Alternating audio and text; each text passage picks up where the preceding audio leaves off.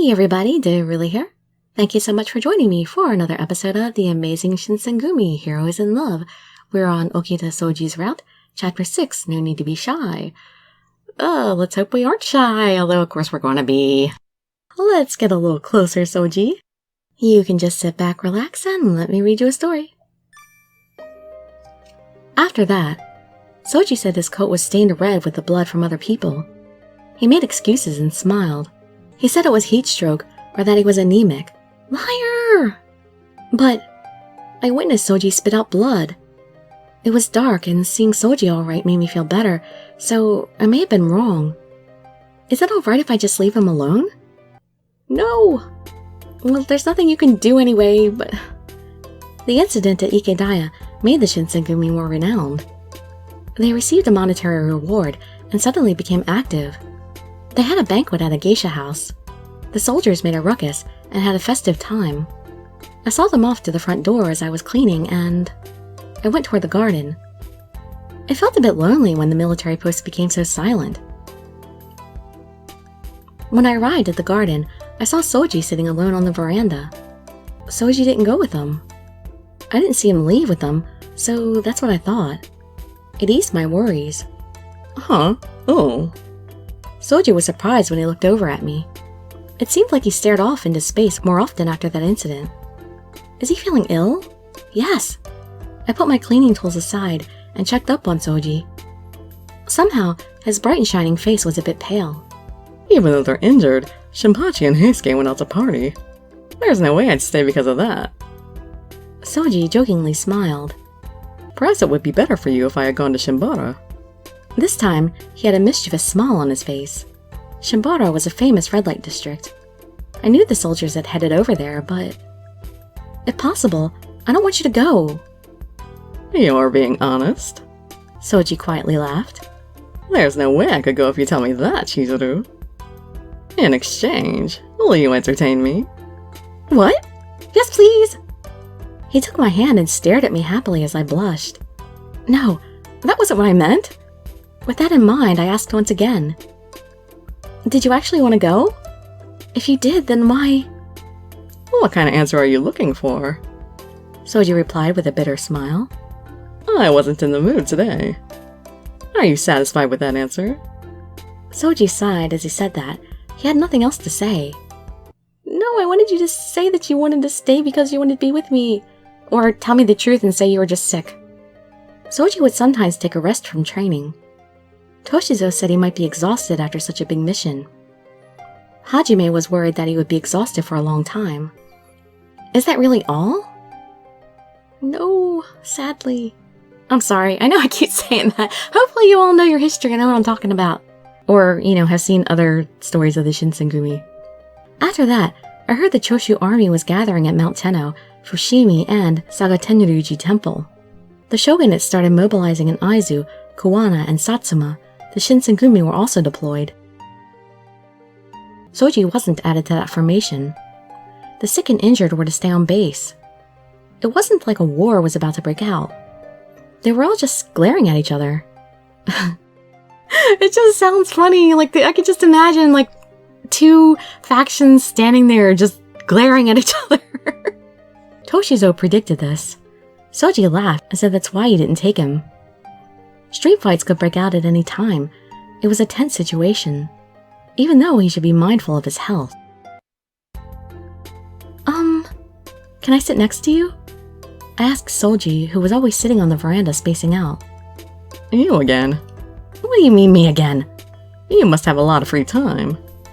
With a bitter smile, he threw some impish words at me. I'm supposed to be taking care of you. I'm doing my job properly. Here's something I patched up. I held out something I was proud of working on. Soji burst into laughter. The tranquil mood floated away as... Soji covered his mouth and coughed violently. Oh. Soji! Don't touch me. As I stretched my arm out to him, he lashed out at me. Shocked, I unconsciously took my hand back. Sorry for yelling at you. It's best if you don't touch me. I'll have your duties as my caretaker revoked. I'll ask Captain Kondo. He stated it clearly and stood up. Soji! I left my patched up piece there and followed Soji as he went back to his room. I'm telling you not to follow me, Chizuru. Do I have to say it more clearly? You're a nuisance. Standing in front of his room, he turned around and told me. He stared at me with cold eyes. I looked at his eyes and... I won't accept it. I won't accept it. Saying that so suddenly, I can't agree to that. My voice was shaking as I replied. Even if you can't agree with it, you will follow my orders. I don't want you to be by my side. He said it bluntly. However, I knew those weren't his true feelings. Saying something like that so suddenly. Maybe he... Are you worrying about how you were coughing earlier? I asked him, and his expression changed. If you're next to me, you might end up dead. His voice squeezed out as he opened his mouth. It was the same at the fire, and at Ikedaya. If you're with me, you'll just continually be put in danger. As a result, I didn't touch him when he coughed. I couldn't deny what he said. Soji quietly spoke. I'm sure the anguish on his face wasn't just my imagination. Why are you saying something like that? It's because I don't want you to die. I couldn't stand it if it was caused by being involved with me. But I don't want you to die. I don't want you to die either, Soji. Chizuru.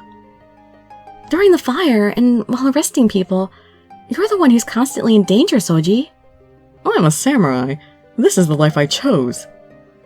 I want to choose as well.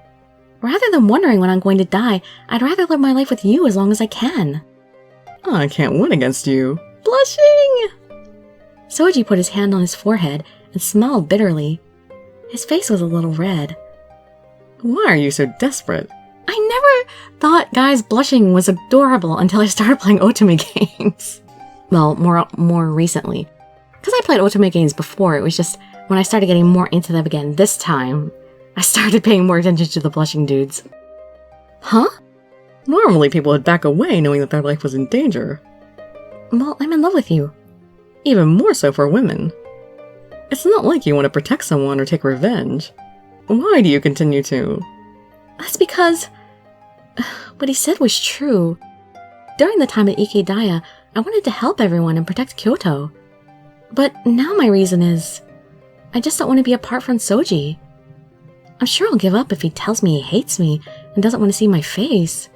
I can't accept being pushed away because of danger. Even if it's dangerous, I want to be by Soji's side. At a time like this, I realize this fact. Even if I come across something scary, even if he bullies me, I know I want to be here. I love... What's wrong? Why so silent all of a sudden? Soji became suspicious and looked at my face. What should I do? Should I tell Soji my feelings? I should... tell him... I think... After finally being able to say that much, I couldn't say the rest very well. But Soji seemed to have guessed as he saw how red I was. Oh, what do you think? Nevertheless, he asked me. He was grinning. You're such a bully. Do you want me to be gentler? Or do you want me to tease you some more? After pouting and complaining, Soji smiled and took my hand. He took me into his room, closed the door, and pushed me down with his hands on my waist. In contrast to his rough actions, he laid me down on the floor softly. Soji looked straight at me as he hung over me. You're not going to resist? His voice was quiet, as if he had been waiting for this moment, as if he was angry. I slowly shook my head side to side. I'm not responsible for whatever happens. You're not going to take responsibility for your own actions? I desperately tried to push you away. That is true. If you don't escape now, you'll regret it. I'm all ready. I can't take my hands off you anymore, Chizuru. I won't regret it, but we're going to get interrupted again, aren't we? I won't regret it. I told him clearly. I mean, please don't let go of me. You're such a foolish person. Affection was mixed in his objecting tone. Soji. No need to be shy. Say my name. Soji. I said it with hesitation, and Soji smiled back at me. I was determined to say his name again, as if they were clamping down. Soji's lips softly touched mine. At first it was gentle, just a peck. Then it gradually became rougher and rougher. He undid the bow on my kimono and slipped his hand inside. He wasn't violent like he was before. I wasn't scared at all. I was happy when he touched me. I wanted to feel more of his warmth. Thinking that, I put my arms around his back. Then, our bodies connected for a long period of time. Who would have thought that Soji would be much more proactive than Sanosuke? Oh, I love it. I love you, Soji. But still, he's worried about me contracting his tuberculosis, right? But I don't know, honestly, I don't really know much about tuberculosis. I'm not sure how it spread, and I'm not sure how they thought it spread back then either, so I don't know. Maybe he is worried about doing this, but I decided to take the risk. I'm thinking that's how it is. When it comes to that, guys don't have much willpower to resist. Oh, I know that was terribly sexist of me to say. That was so horrible. That was so politically incorrect. Some of us women don't exactly have that much will to resist either sometimes, depending on who we are and what situation we're in. Probably shouldn't have said that either. Well, anyway, before I dig myself even deeper, I hope to see you in my future videos, and I'd be so grateful for any likes, comments, subscriptions, or shares with your friends to show some support.